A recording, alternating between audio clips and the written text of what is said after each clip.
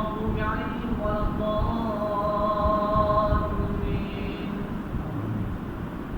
إن الذي فرض عليك القرآن لرادك إلى معاد قل ربي أعلم من جاء بالهدى ومن هو في ضلال مبين وما كنت ترجو أن يلقى إليك الكتاب إلا رحمة من ربك فلا تكونن ظهيرا للكافرين ولا يصدنك عن آيات الله بعد إذ أنزلت إليك وادع إلى ربك ولا تكونن من المشركين ولا تدع مع الله إلها آخر لا إله إلا هو كل شيء هالك إلا وجهه له الحكم وإليه ترجعون. ألف لام ميم أحسب الناس أن يتركوا أن يقولوا آمنا وهم لا يفتنون ولقد فتنا الذين من قبلهم فليعلمن الله الذين صدقوا وليعلمن الكاذبين أم حسب الذين يعملون السيئات أن يسبقونا ساء ما يحكمون من كان يرجو لقاء الله فإن أجل الله لآت وهو السميع العليم ومن جاهد فإنما يجاهد لنفسه إن الله لغني عن العالمين والذين آمنوا وعملوا الصالحات لنكفرن عنهم سيئاتهم ولنجزينهم أحسن الذي كانوا يعملون ووصينا الإنسان بوالديه حسنا وإن جاهداك لتشرك بما ليس لك به علم فلا تطعهما إلي مرجعكم فأنبئكم بما كنتم تعملون.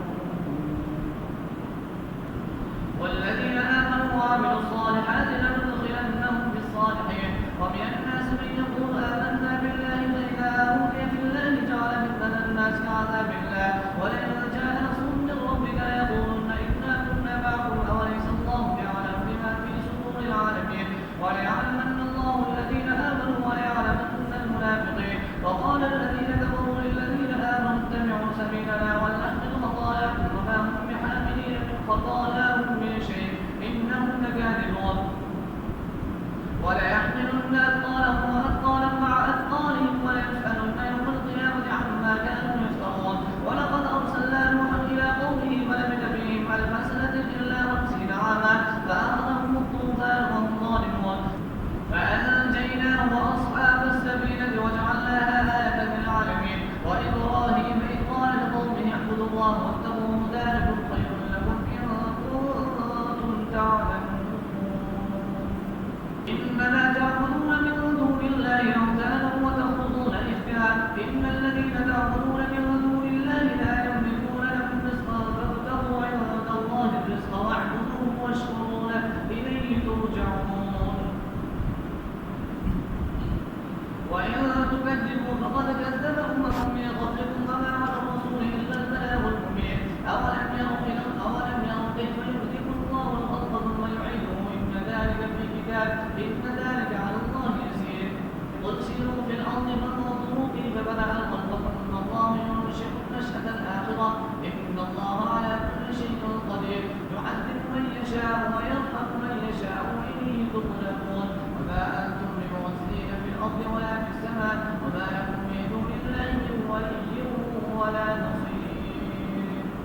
يعذب من يشاء ويرحم من يشاء وإليه تقلبون وما أنتم بمعجزين في الأرض ولا في السماء وما لكم من دون الله من ولي ولا نصير والذين كفروا بآيات الله ولقائه أولئك يئسوا من رحمته وأولئك لهم عذاب أليم فما كان جواب قومه إلا أن قالوا اقتلوه أو حرقوه فأنجاه الله من النار إن في ذلك لآيات لقوم يؤمنون وقال إنما اتخذتم من دون الله أوثانا مودة بينكم في الحياة الدنيا ثم يوم القيامة يكفر بعضكم ببعض ويلعن بعضكم بعضا ومأواكم النار وما لهم من ناصرين فآمن له لوط وقال إني مهاجر إلى ربي إنه هو العزيز الحكيم ووهبنا له إسحاق ويعقوب وجعلنا في ذريته النبوة والكتاب وآتيناه أجره في الدنيا وإنه في الآخرة لمن الصالحين ولوطا إذ قال لقومه إنكم لتأتون الفاحشة ما سبقكم بها من أحد من العالمين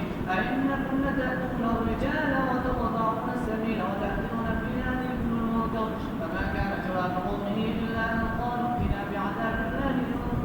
من الصادقين قال رب انصرني على القوم المفسدين. ولما جاءت رسلنا إبراهيم بالبشرى قالوا إنا